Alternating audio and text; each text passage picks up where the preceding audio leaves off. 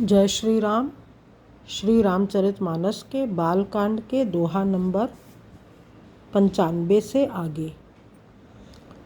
लय अगवान बरात ही आए, दिए सबहि जनवास सुहाए। मैना शुभ आरती संवारी, संग सुमंगल गावहि नारी। आगवन लोग बारात को लिवा लाए। उन्होंने सबको सुंदर जनवासे ठहरने को दिए। मैना पार्वती जी की माता जी ने शुभ आरती सजाई और उनके साथ की स्त्रियां उत्तम मंगल गीत गाने लगीं। कंचन थार सोह बर पानी, परिछन चली हरहि हर्षानी। विकट वेश रुद्र जब देखा, अबलन उर भय भयहु बिसेखा। सुंदर हाथों में सोने का थाल शोभित है। इस प्रकार मैना हर्ष के साथ शिव जी का परछन करने चली।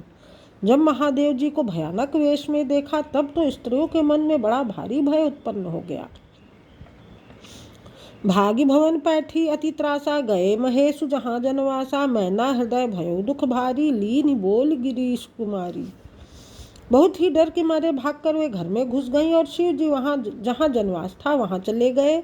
मैना के हृदय में बड़ा दुख हुआ। उन्होंने पार्वती जी को अपने पास बुला लिया।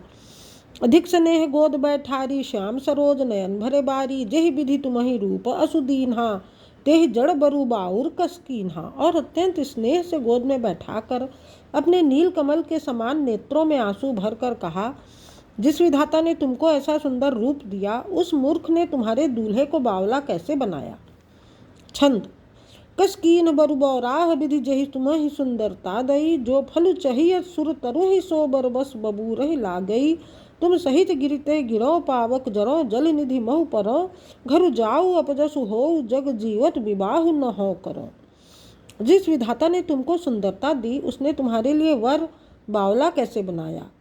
जो फल कल्प वृक्ष में लगना चाहिए, वह जबरदस्ती बबूल में लग रहा है।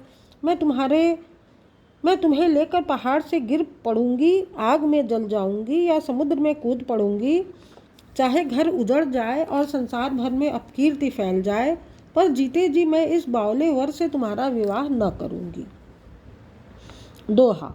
भई बिकल अबला सकल, दुखित देखी गिरि नारी। करी बिलापु रोदति बदति, सुता स्नेहु संभारी। हिमाचल की स्त्री मैना को दुखी देखकर सारी स्त्रियां व्याकुल हो गईं। मैना अपनी कन्या के स्नेह को याद करके विलाप करती, रोती और कहती थी। नारद कर मैं काह बिगारा, भवन मोर जिन बसत उजारा। असुपदेश उमहि जिन दीन्हा, बौरे बरहि लागी तपु कीन्हा। मैंने नारद जी का क्या बिगाड़ा था, जिन्होंने मेरा बसता हुआ घर उजाड़ दिया और जिन्होंने पार्वती को ऐसा उपदेश दिया कि जिससे उसने बावले वर के लिए तप किया। सांचे उनके मोहन माया, उदासीन धनु धामु न जाया। पर घर घालक लाज न भीरा, बांझ की जान प्रसव कै पीरा। सचमुच उनके न किसी का मोह है, न माया, न उनके धन है, न घर है और न स्त्री ही है। वे सबसे उदासीन हैं, इसी से वे दूसरे का घर उजाड़ने चले हैं। उन्हें न किसी की लाज है, न डर है। भला बांझ स्त्री प्रसव की पीड़ा को क्या जाने। जननी ही बिकल बिलो की भवानी, बोली जुत विवेक मृदुबानी। अस विचारी सोचहि मही, मति माता सो न टरहि, जो रचई विधाता। माता को विकल देखकर पार्वती जी विवेक युक्त कोमल वाणी बोली, हे माता, जो विधाता रच देते हैं वह टलता नहीं। ऐसा विचार कर तुम सोच मत करो। करम लिखा जो बाउर नाहू, तो कत दोष लगाई काहू। तुम सन मिटे की विधि के अंका, मातु व्यर्थ जन लेहु कलंका। जो मेरे भाग्य में बावला ही पति लिखा है, तो किसी को दोष क्यों लगाया जाए। हे माता, क्या विधाता के अंक तुमसे मिट सकते हैं। वृथा कलंक का टीका मत लो। छंद। जनि लेहु मातु कलंकु करुणा, परिहरहु अवसर नहीं। दुख सुख जो लिखा लिलार हमरे, जाब जह पाउब तहीं। सुनि उमा बचन विनीत कोमल, सकल अबला सोचहि। बहु भांति विधि लगाई, दूषण नयन बार विमोचहि। हे माता, कलंक मत लो, रोना छोड़ो। यह अवसर विषाद करने का नहीं है। मेरे भाग्य में जो दुख सुख लिखा है, उसे मैं जहाँ जाऊंगी वहीं पाऊंगी। पार्वती जी के ऐसे विनय भरे कोमल वचन सुनकर सारी स्त्रियां सोच करने लगीं और भांति भांति से विधाता को दोष देकर आंखों से आंसू बहाने लगीं।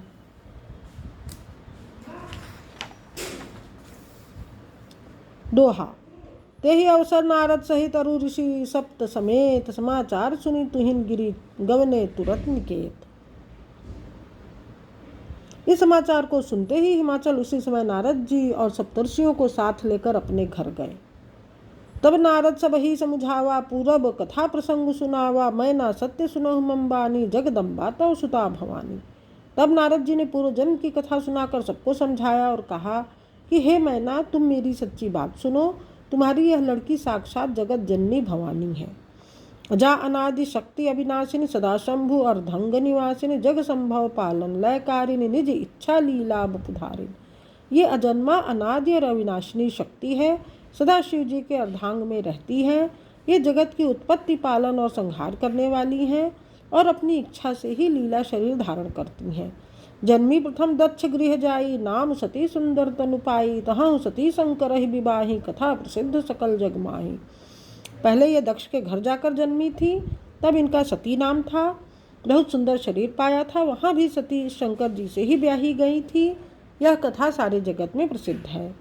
एक बार आवत शिव संगा, देखे रघुकुल कमल पतंगा, भयो मोह शिव काहा न कीन्हा, भ्रम बस बेसु सिय कर लीन्हा।